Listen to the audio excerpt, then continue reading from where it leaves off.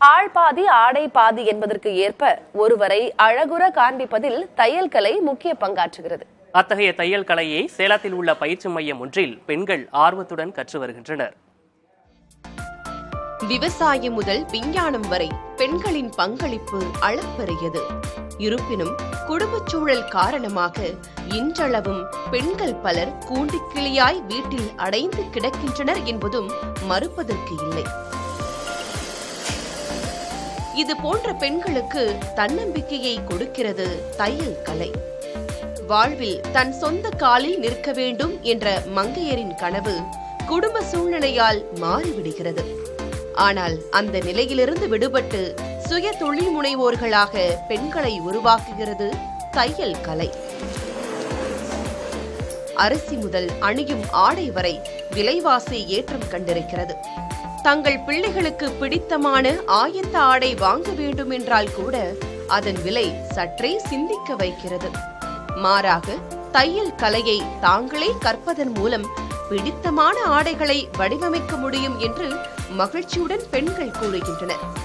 வேலை வாய்ப்பு, சுய தொழில், போதிய வருவாய் என பெண்கள் பிறரை சார்ந்து வாழ வேண்டும் என்ற நிலையை மாற்ற தையல் கலை பெரும் பங்கு வகிப்பதுடன் தையல் கலை ஆடைகளை மட்டுமல்ல ஆர்வமிக்க பெண்களின் வாழ்க்கையையும் வடிவமைக்கிறது என்றே சொல்லலாம்.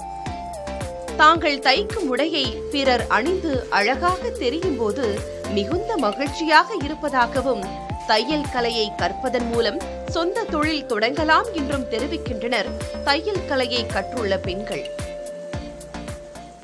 பேசிக்கே தெரியாதுங்க சார். இப்போ இங்கே வந்துட்டு தான் கொஞ்சம் லைனாக தைக்கிறதெல்லாம் கற்று கார்பன்ஸ் ஆர்டர் படி இங்கே சொல்லித்தராங்க. அது மாதிரி தைக்க நம்ம ட்ரெஸ்ஸை ஸ்டிச் பண்ணுறப்ப நமக்கு ஒரு ஃபீல் கிடைக்குது.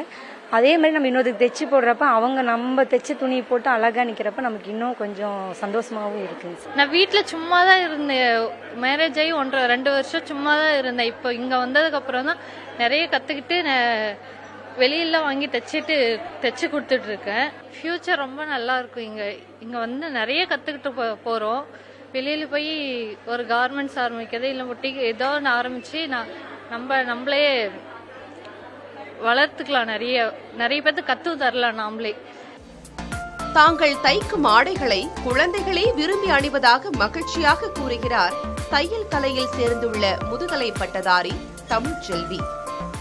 என்னோட ஸ்கூலிங் டேஸ், காலேஜ் டேஸ்லலாம் ஸ்டிச்சிங் பண்ணணும்னு ஆசை இருந்தது. ஆனால் அதுக்கான வாய்ப்புகள் எனக்கு கிடைக்கல. வீட்டில் நாங்கள் தான் பார்த்துக்கணும் அப்படிங்கிற ஒரு சுச்சுவேஷன் வரும்போது சரி என்ன பண்ணலாம் அப்படின்னு யோசிக்கும் போது தான் சரி நம்ம ஸ்டிச்சிங் பண்ணலாம்.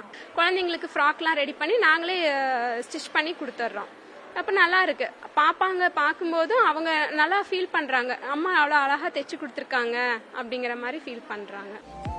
தையல் கலையை கற்பதில் கிராமப்புற பெண்களே அதிக ஆர்வம் காட்டுவதாகவும் பொருளாதார ரீதியாக தன்னிறைவு பெறுவதால் பாதுகாப்பாக உணர்வதாகவும் தெரிவிக்கிறார் தையல் கலை பயிற்சி மையத்தின் பொறுப்பாளர் விஜயஸ்ரீ.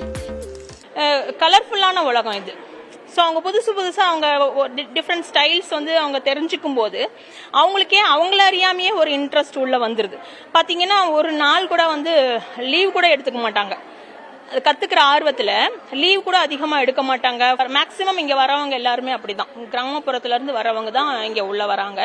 அப்படி வரும்போது பாத்தீங்கன்னா அவங்களுக்கு அதான் பினான்சியலாவே அவங்க இண்டிபெண்டா ஆகும்போது அவங்க ரொம்பவே சேஃபர் சைட்ல இருக்கிற மாதிரி அவங்க ஃபீல் பண்றாங்க. பெண்களின் முன்னேற்றம் ஒட்டுமொத்த சமுதாயத்தின் முன்னேற்றம் அப்படின்னு சொல்லுவாங்க.